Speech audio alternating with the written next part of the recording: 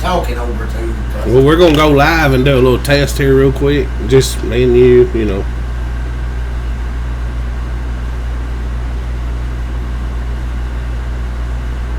And at times, I think our show can get a little stale because I do like 70% of the talking, and the fans don't really want me to do 70% of the talking, probably. Yeah. They want it more balanced out and give you a chance to talk too, and me to just be like a cutter. They don't want to hear me talk. Are you trying to suggest they want me to do most of the talking? They like to see your goofy butt wherever.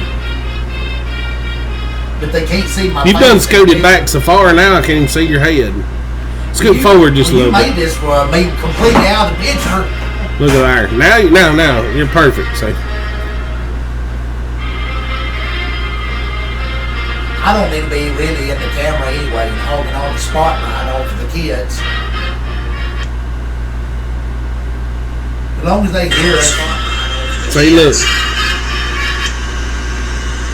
How we sound. As long as they hear us. We're the game. Well, we're getting feedback off my phone here. Yeah, we're going to have to do some work because that sounds just horrible.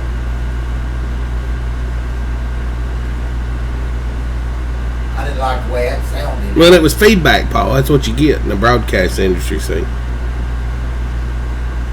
So does that mean we need to make some work, do some work on it because it ain't too good yet? It ain't too good. No, it ain't. We gotta make some changes and get this sound good and picture good and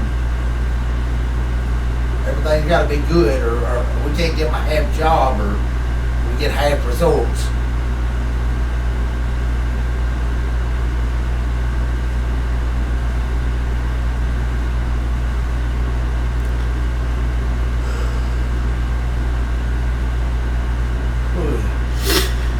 All right.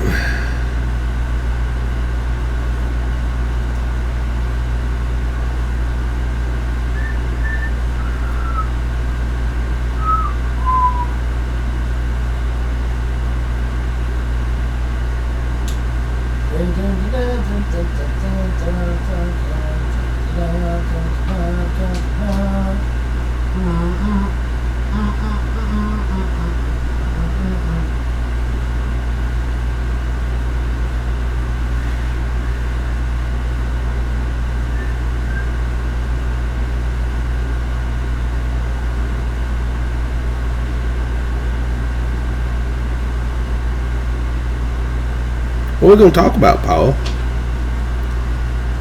You're the guest. I mean, I'm not the guest. You're the host. You always get it going. You always say, "This is my show." Well, this is. No, I don't say that. This is our show. But I mean, when it comes to the technicality of setting up all this stuff, but your input usually is just minimal. See, but you always say though when we talk about guests, this is my show, and I say who comes. Right. Well, we do say that. So you say this. We love people that you know what I mean. We know that we can rely on that if we're live, they're not going to just start blasting off negative. You know what I'm saying? Right. I'll not have that. There ain't no way in hell. Because that's going to ruin our reputation. It'll ruin your reputation. See, you about ruined it last night. And had it not been for you, I probably would have, wouldn't I? You was on the downhill slide, but you straightened up. You got it right. Well, we ain't live yet. We are streaming right now. We're live. Not yet. No. Paul. We're on the internet right now. You don't blame me? We got 4 people watching. I'm one of them, so we got 3 people watching. We'll do the intro and let's go. You reckon who the 4 watching is? I'm gonna bet Milkman. You already said. Who's your neck? No, I can't tell. I can't see. I figured Coach Clemens is probably watching. You think Clemens watching? He's down there working on the trailer. Oh well, I don't know. No, I can't tell. See, look, we're watching. We got 5 now, but I'm watching on my phone and this. Well, then let's do the intro and get this thing rolling. We're going to change this from comedy to something else because this. We're not comedy. We're not funny. comedy. Right. Look. See, there's the milkman. Told you. Milkman coming in loud and clear. See? You already knew that because you seen it on the thing. No, I did. Well, I mean, I seen the comment, yeah, but. Now, can you see yourself in there pretty good? Yeah, but we're still not Raise live. your hand right straight above your head. Oh, See how your arm disappears? See where your arm disappears? Don't be standing up and doing nothing crazy because it'll cut you off. We're still live, right? Yeah, we're live. We're doing some testing. Well, if he's done proving that we're live and said what's up, then we need to get this show going. We're loud and clear. We ain't even determined what we're going to talk about yet. Well, we got to because it's our show. We got to talk about something, or we're just wasting air talking about goofy stuff. Well, now let's get it going. We'll start talking. Do the intro speech. The show ain't officially started until you do the intro speech. Well, I can't do an intro speech till I answer this question on my internet store. So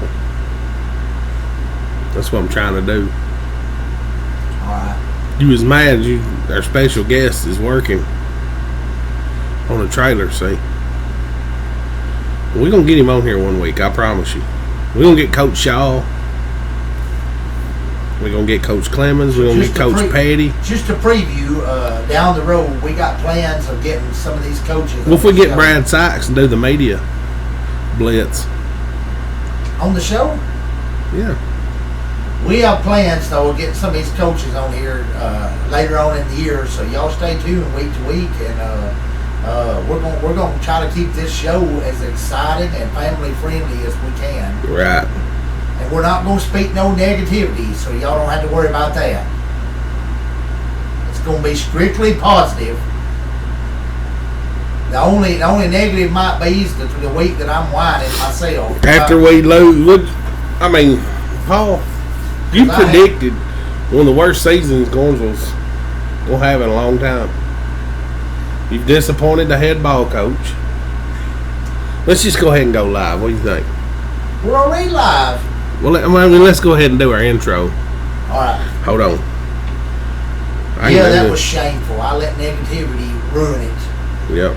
But I've got to rise above that and learn to deal with losses and deal with wins and just learn to hush up. Can you learn to hush up? Yep. When you're supposed to?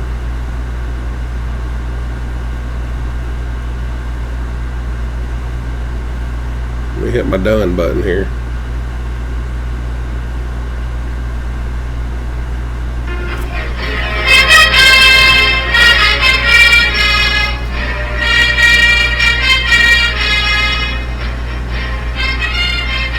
This is the part Paul normally falls to the side.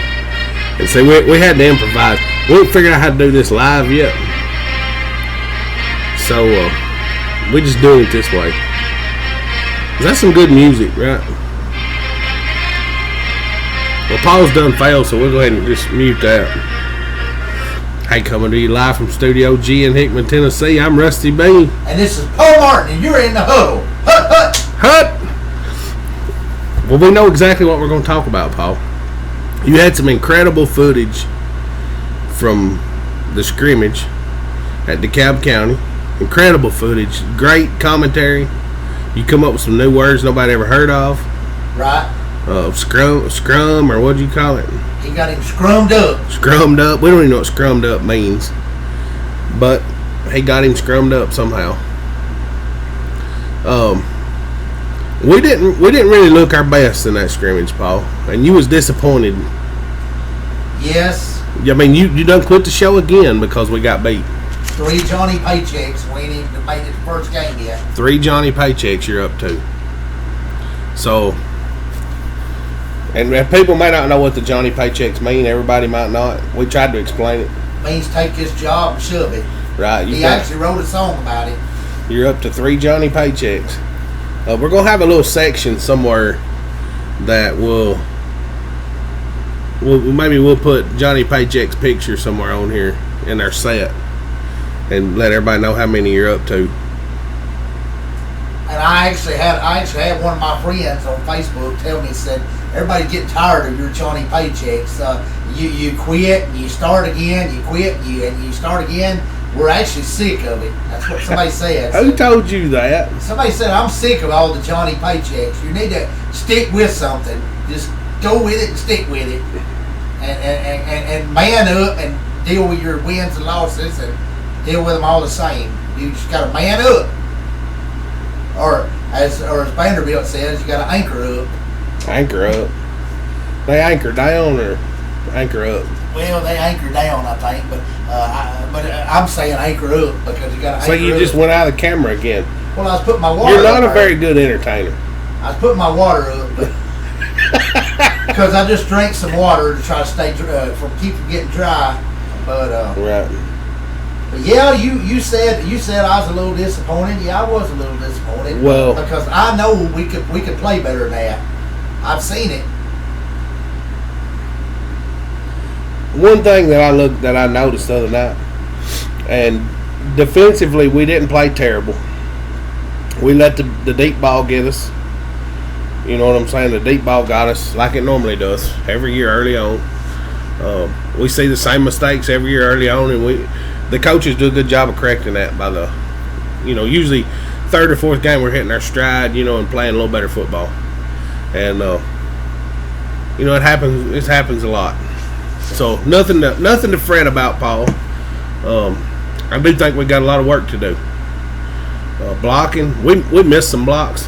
One thing I'd like to point out is DeKalb County was blitzing almost every play, and that could be a good thing for our linemen. Get them some work right? I mean, against the blitzing teams. DeKalb was sending everybody, so I mean it's going to be moving forward. We're going to play them again, the Jamboree, and I think you'll see them blitz in the Jamboree as well. I believe some of the mistakes that I've seen DeKalb make. Their quarterback's athletic, but if we send some multiple blitzes and we send a couple, 2 or 3 guys after him, I think we can get that guy on the ground and get some more sacks. So, right. I mean, because one play he actually stepped out of a sack and made an accurate throw. But if we send a blitz from the other end, and one from that end and one from the other end, and take away his stepping lanes, that'll cut some of that back. Right.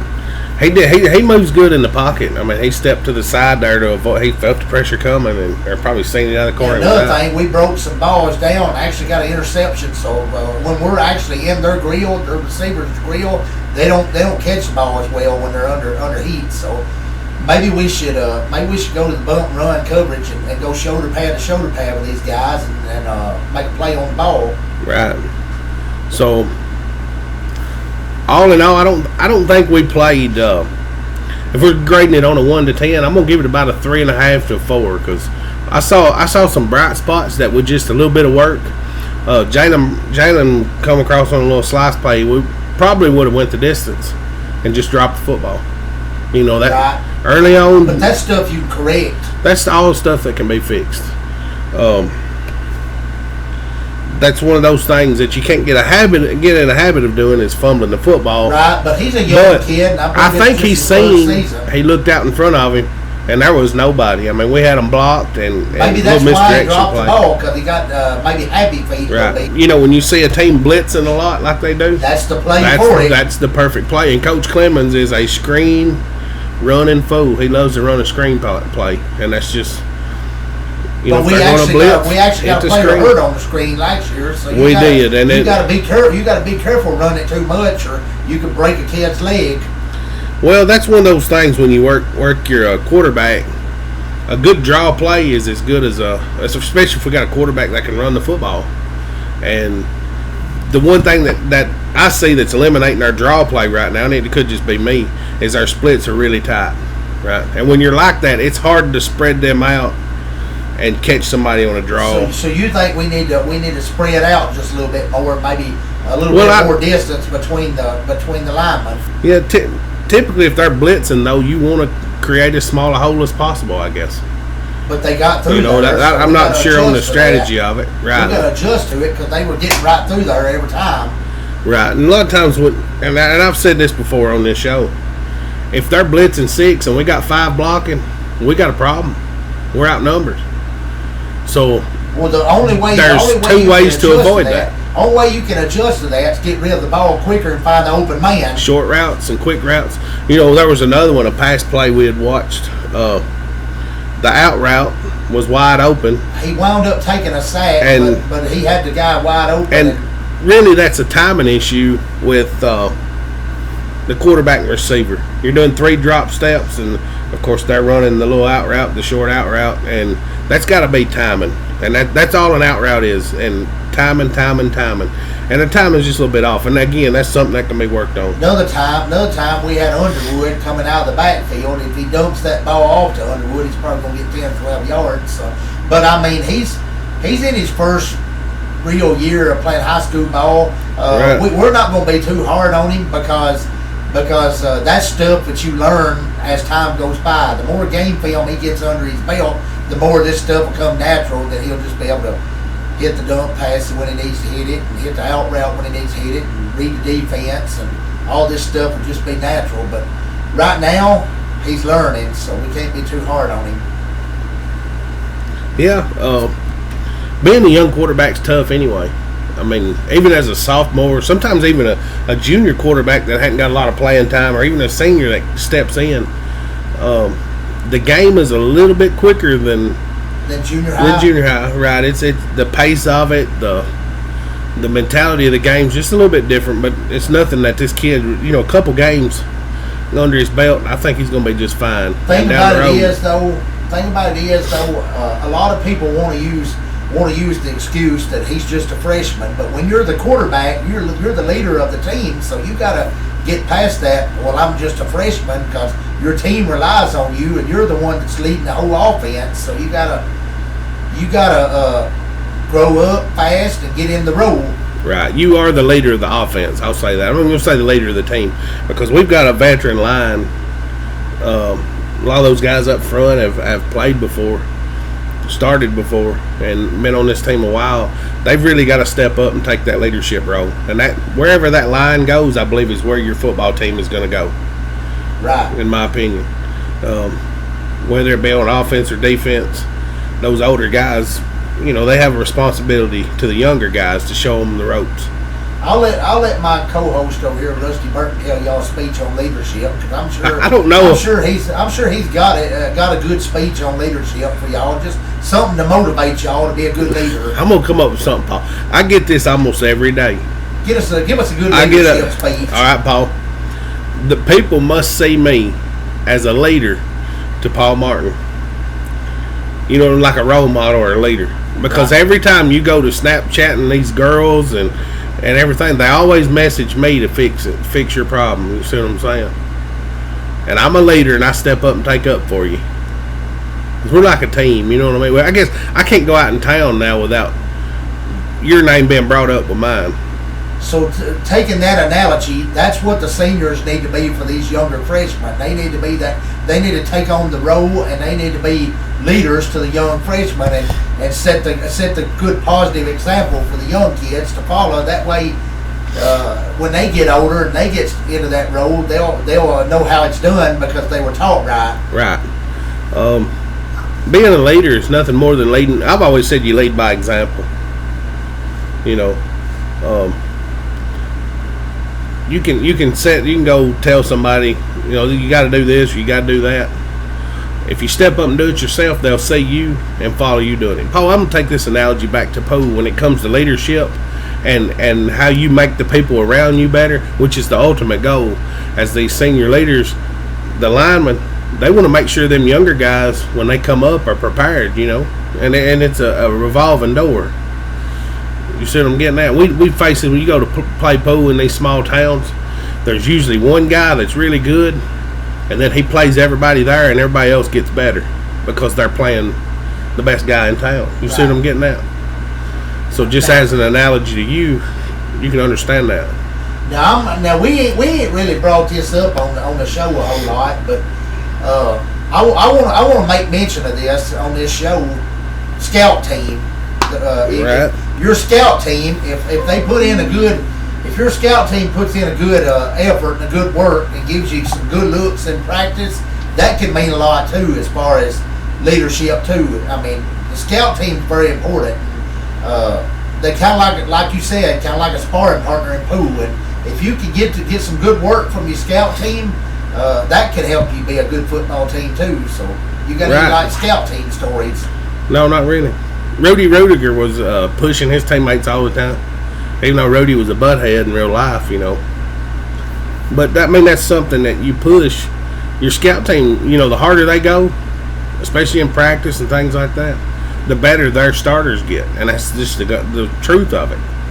Yeah, I mean, a lot of people, a lot of your scout team players probably think, well, I'm just a fourth or fifth stringer, so I'm not that important. But that couldn't be further from the truth, because you're probably one of the more important people on the team, because you're pushing the main guys to get better, and if they get better, then your whole football team, as a general rule, gets better. Right. So, when it comes down to it, the scout team is as important as the starters, and you know, I think you just said that, but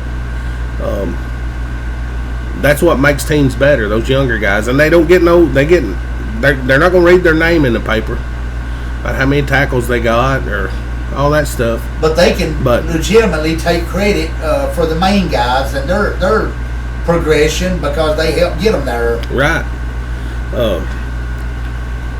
Sometimes you got kids that want to stand in the back and not get seen, you know, and just try to avoid practice as much as possible. There's nothing wrong with that either, as long as they're doing their role.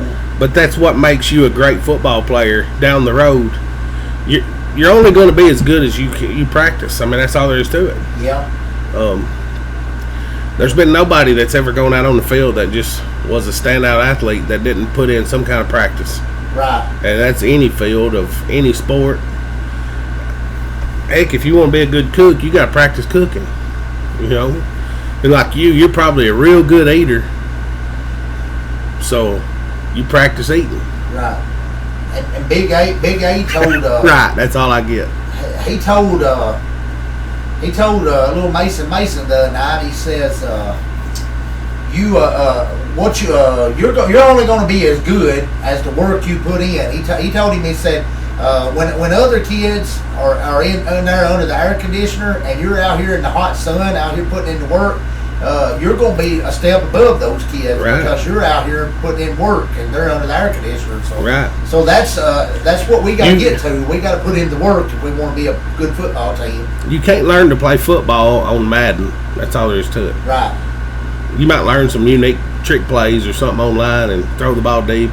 But if your coach ain't calling those plays, it's useless. Right. I mean, you don't get good playing Madden. No. I think Madden's pretty fun. Right. But you just don't get good at football playing Madden.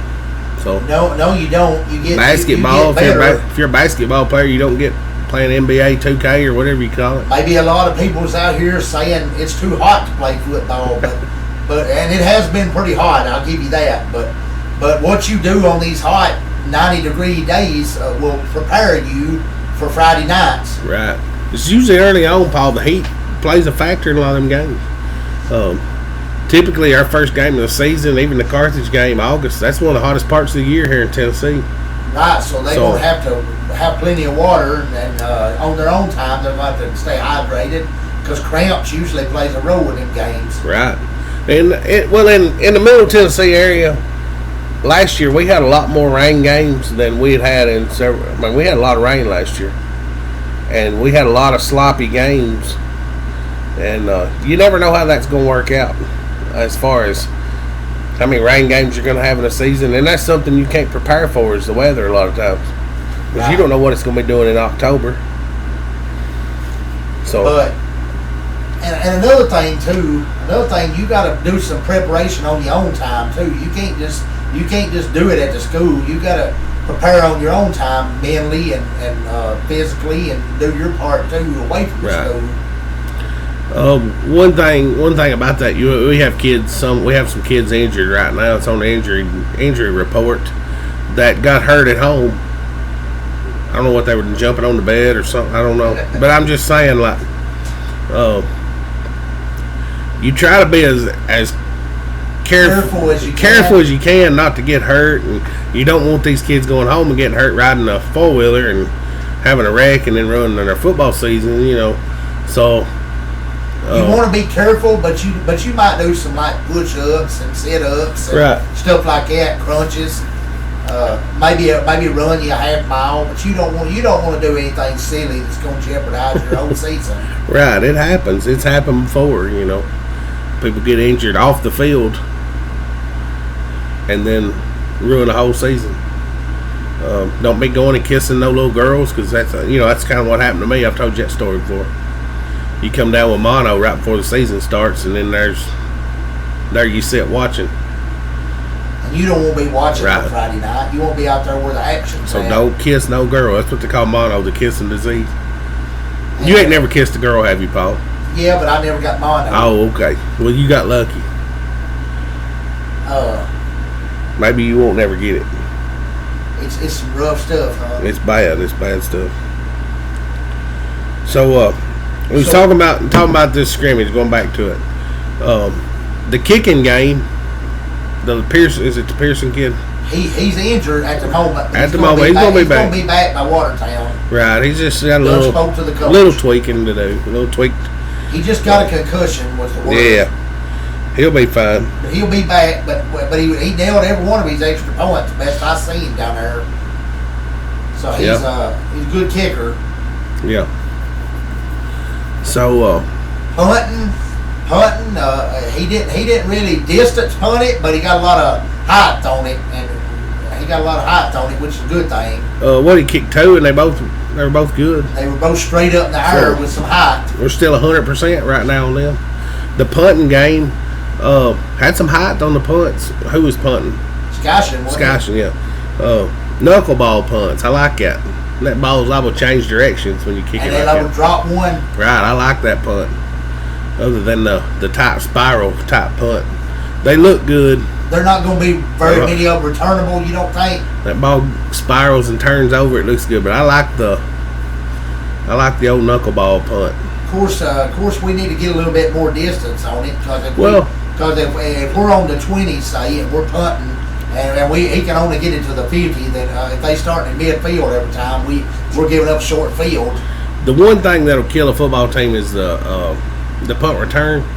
So if you can keep them from returning it, kick the ball to them, whether it's 30 yards downfield or whatever, I think you're better off than to keep it high in the air and make them have to fair catch it at the 50. Right, and let them return it. So he liked that. That was a pretty positive thing. We talked about the quarterback. We talked about the running back. Yeah. What about our linemen? We need to talk some lineman talk. Yeah, well, our linemen the other day, we didn't look that great. There were times we looked all right. We had a lot of missed blocks. I'll say that. But that can happen when you got a team that blitzes a lot. As I said there. Defensively, I think we looked all right. We gave up the deep ball. One thing we seen was we saw 2 kids or actually 3, that I was impressed with. I was impressed with Eric Davis, number 50, John Carter, number 44, and 62, Leighton Cripps. Right, them kids played ball. Them 3 played hard. There was another kid that come in. You didn't see a lot of him. The 28. Shaper or Underwood? I think it's Underwood. Underwood was an athlete. Underwood was getting after the quarterback, and sometimes if they're going to pass the ball, I've always said it, the best way to stop a good pass is with a good pass rush. Either make him throw it quick or make him eat it, one of the two. So,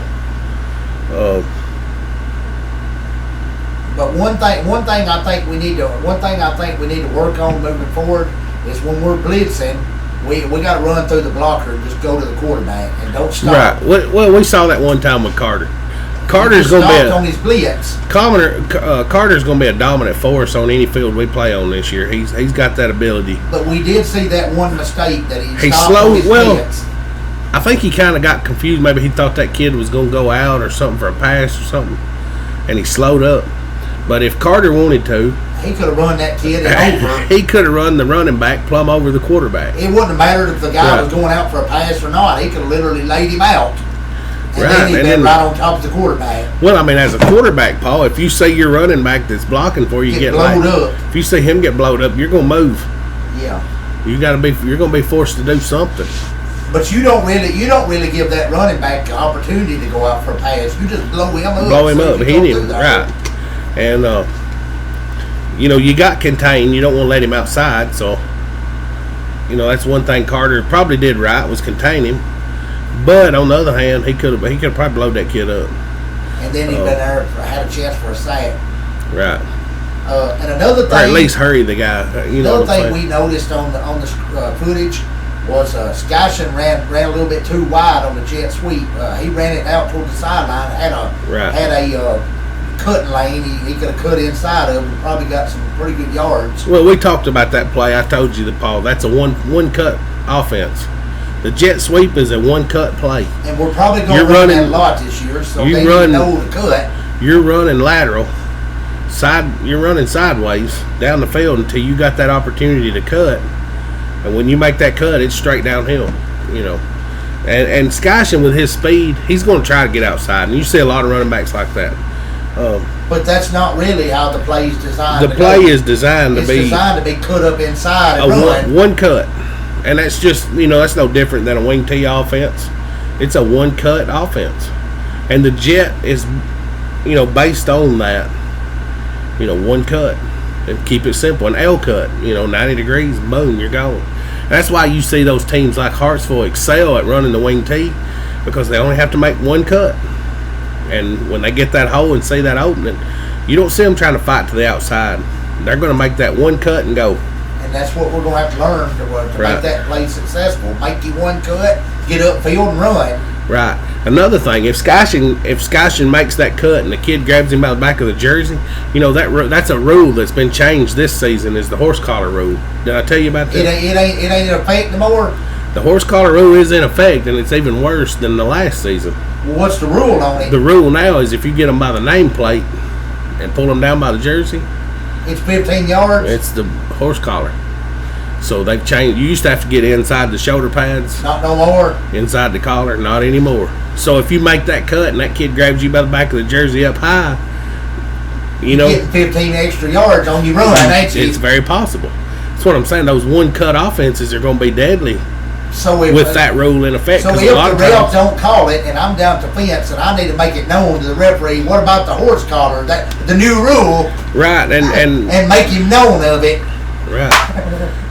I'm sure they know the rule now. But if it's not called, I need to make him aware. But I think watch for the horse collar. It goes from the top of the collar now, the bottom of the helmet, to the nameplate, and hey, that's a horse collar. So you'll see. I think you'll see that called some this year. I really do, because that's a safety concern, a lot of times. But you really ain't got no choice when you're beat. You're trying to chase somebody down from behind. Only way you gonna get them is to grab them up high on that jersey, and if you do that, it's called.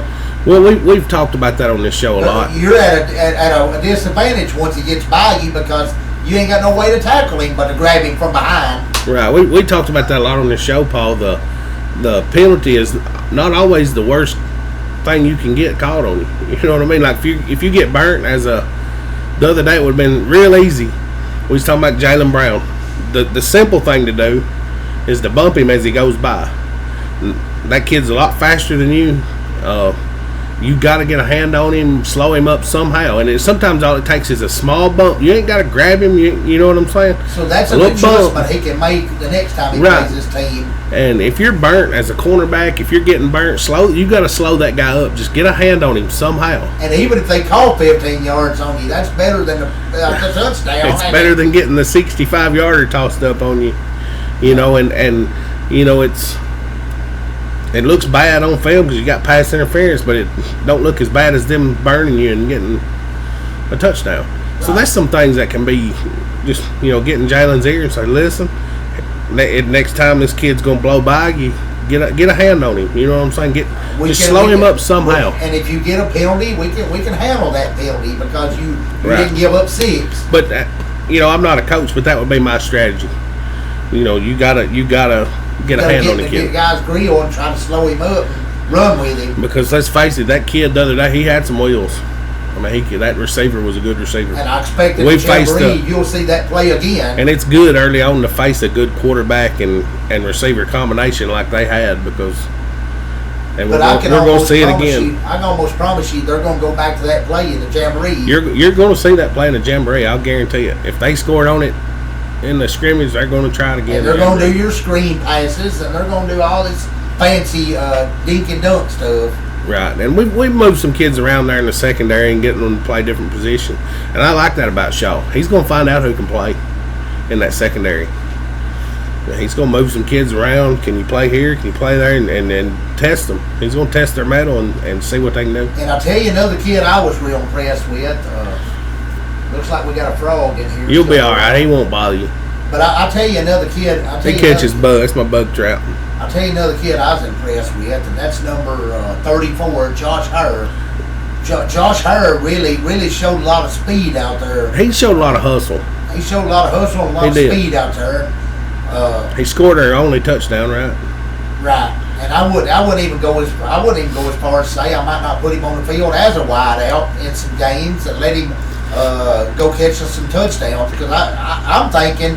I may be wrong, but I'm thinking this kid's probably the fastest on the team because he got down the field in a hurry. Yeah, he's a pretty cool kid. You can tell he's got a motor on him.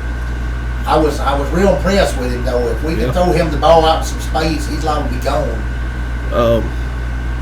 There was one thing I was gonna say. If he gets a block, there was one play I remember it specifically. We passed the ball to Trayson Davis. All right, we had twins to the right side.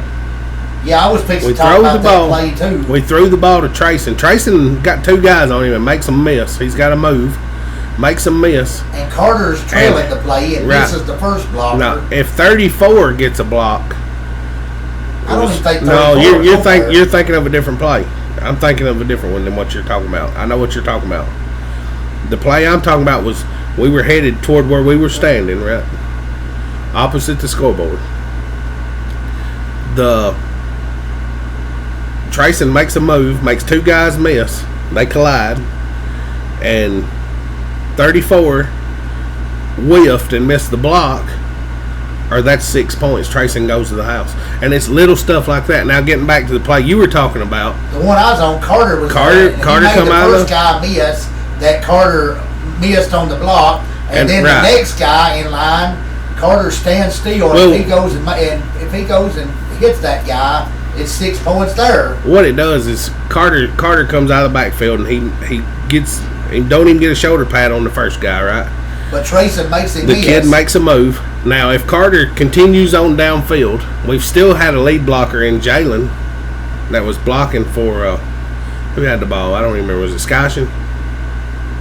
Was Skyshin that had the ball? I thought Trayson was spinning away. No. We're thinking about 2 different plays again. I might teach you how to watch game film. Well, the play I'm thinking of, anyway, makes the first guy we end up with Carter and Jalen Brown was blocking the same guy, and the running back gets tackled by we had the right number of blockers in the right area, but we had 2-on-1 double teaming one guy that, if Carter sheds off him, if he realizes he missed and go ahead and block the guy in front of him, then Jalen picks this kid up. That was a big yardage play. I'll take you back on film and we'll discuss it a little more to make sure we're on the same page. That's the things right there, though, that we got to correct. If you don't know who to block, just block the guy that's in front of the guy with the ball and lead him. Just get out there and lead him. And even if you block the wrong guy, if it's a touchdown, then you can go take that up with the coach. The one rule is, if you're out there and you're a lead blocker, go hit somebody. It don't matter who it is. If you miss one, go hit another one. So because you're leading the guy, you're leading the play anyway. Right. You've got to get a pad on somebody, or that play ain't going nowhere. And that's we got 5 or 6 yards out of that play. But we could have had 35, 36 yards out of that play because it was going to go to the house, I believe.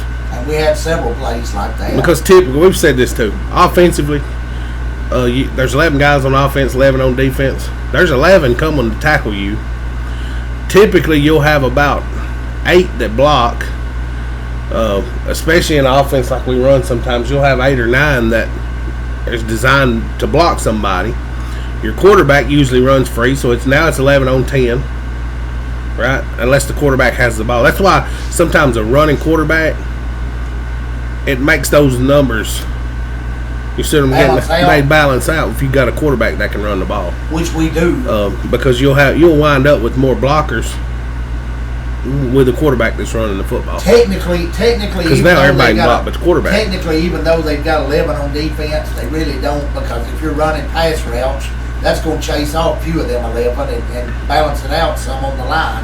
Right. So sometimes there's a coaching's a big strategy. I mean, that's all. It's a chess game, moving that ball down the field. The more receivers you put out there, the more chance you got of chasing them corners and safeties off, and then it just comes down to a lineman battle. Right.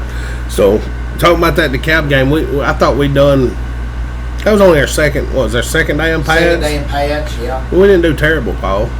Yeah, I know you was doom and gloom there for a day or two, but I was, but like Paul said, we're gonna have to find a whole new line. Paul said we gotta find a whole new line, a new quarterback, some new running backs, a whole new defense. We need to get 22 more kids out of the hallway and just replace the whole team. You was doom and gloom, Paul. Well, you can't give up on them yet. They've worked hard and they're gonna work harder. They're going to work harder, they're going to get better. Some of them seniors will see the light at the end of the tunnel before the season's over with, I promise you. They're going to realize it's coming to an end, so you've got to put in everything you've got while you can. So, at least that's what your hope is as a coach. No regrets. Right, you don't want to leave nothing on the field, especially that last game. I mean, and you don't know when that last game could be. Right. So, that being said, we got some next week. Friday night, 6 o'clock. This Friday night, 6 o'clock. Livingston Tigers. What day is that? Are coming on down to the 9th, right? Yep. They're coming on down to Gorgeable Tigers and scrimmaging us. So this is another opportunity for us to go out and get better. Right. Good opportunity to go up here at Turney Ford Field and watch them. A little preseason action, you know. So you get to see all of them kids get in there. Typically, they'll all get a little action on a Friday night in a scrimmage. Moore County, we were going to do a little three-way with Moore County and Livingston. Moore County decided they was going to back up. And I really like Moore County coming up because they run a wing tee, and we're going to face some teams down the road that run a wing tee. Livingston probably and Moore County's been going to throw the ball around. Right, Livingston will move the ball around.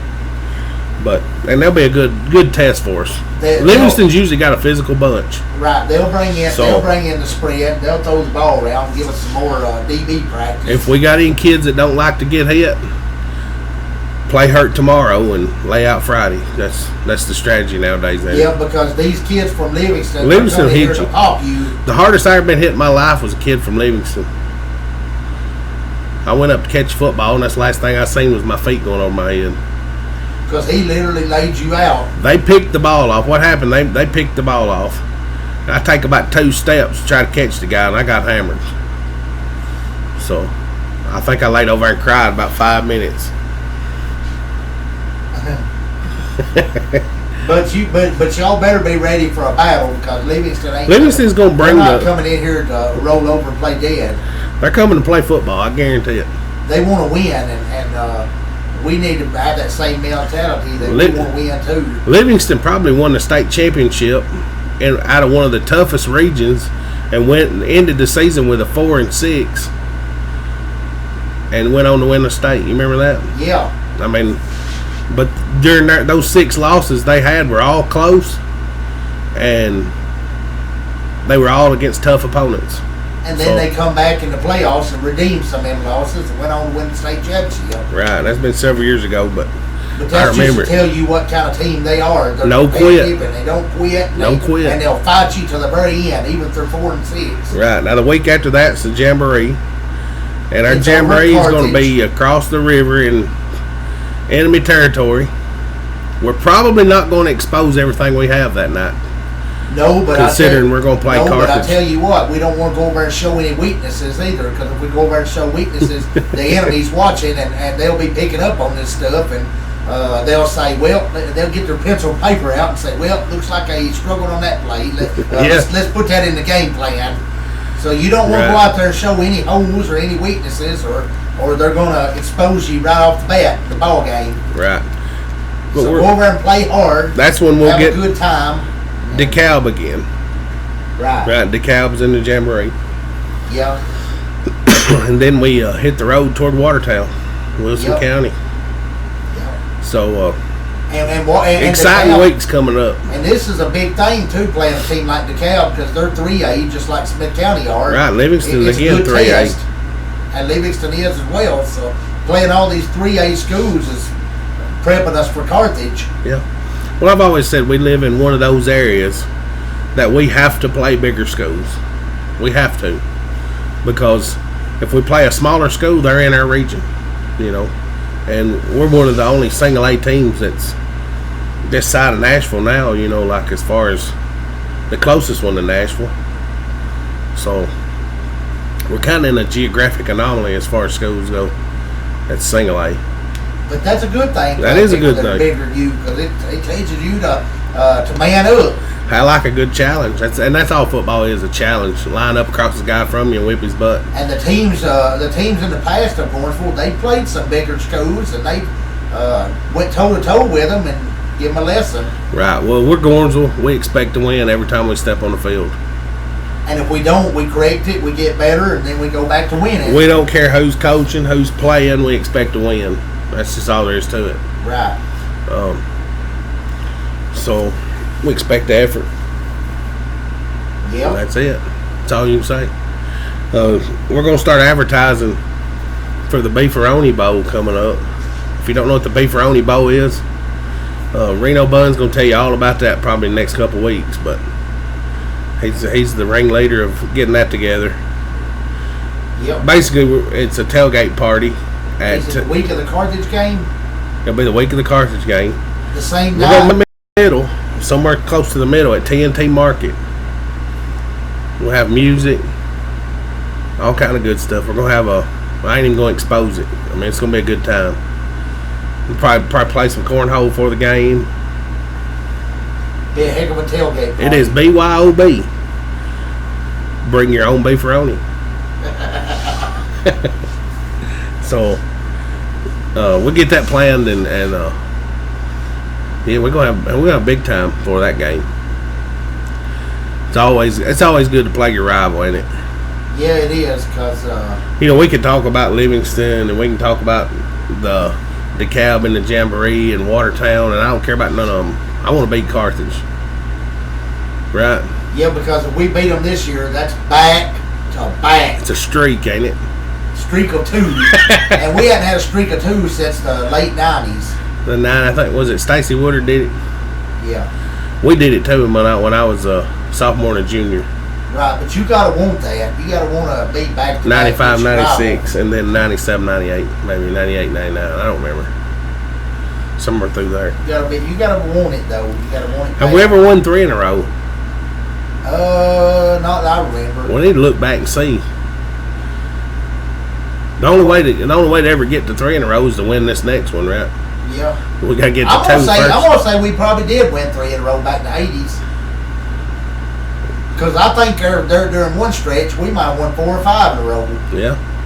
But our goal is, like they say in bowling, to get the turkey. Get the turkey. We want to get the turkey, which is 3 in a row. Yeah. And the only way we can get the turkey is to get the bilingual, which is this year, get number 2. We got to get a couple before we can get the turkey. Yeah. Well, maybe we'll get there. I think we can hit this turkey if we really push it. Well, we got some work today. We got to focus one game at a time from here into the season, and That's what these Livingstons and DeKalb counties are going to prepare us for. So, you got anything else, Paul? We got a nice looking weight room. We do got. You got to go in there, though. Is that the first time you've been in there? That's the first time I've ever been in the new locker room and the new locker room and everything. And I just want y'all to know, as fans, it's beautiful in there. It's good air conditioning, a lot of room in there. But we don't want to spoil these kids. So your kids are well taken care of. Well, I mean, we've had a few things happen, like graphic packaging, donated an ice maker, which is important. And as a parent, you ought to be appreciative of that. And if you see anybody that works at graphic packaging or anything, tell them thank you. I didn't know about that. Right. Well, one key thing that does is ice. You gotta have water in your ice cooler, right? In your water cooler. Right. But another good thing about that, if you're out there in the summer heat, you know, just you don't want it to happen. But if a kid was to have a heat stroke, that ice could save a life. Cool them down quick. So who else made some donations to the program? I'm sure there's been several. We had some anonymous donations that went into that weight room as well. So, but yeah, it's a nice facility. We have to get Clemens on here. Maybe he could enlighten us on a lot of that. But if it, sponsorship banners, they're going up now. Tomorrow night, we're going to try to hang them. Yeah. Are they still taking up for that? If any of the like companies still want, I think you can still pay. You're right. You can still pay. They can still do it for maybe a few more days. Yeah, and I'm not sure we're going to try to have most of these up by the scrimmage on Friday. So we're going to try to get those up tomorrow night. We may not get to all of them, but we're going to try. And of course, we don't go through there and pick and choose who gets hung up. We usually just hang them up. So it's nothing personal against anybody if you don't see your sign Friday. Right. Of course, it's just scrimmage, but they'll all be up guaranteed by the first home game in junior high at least. I'm not sure when their first home game is. I was thinking the 30th. Our first home game? The junior high. That's this Saturday. I heard they're playing this Saturday. Right, but I'm talking about a home game. I think they're going to play in that Monterey Jamboree.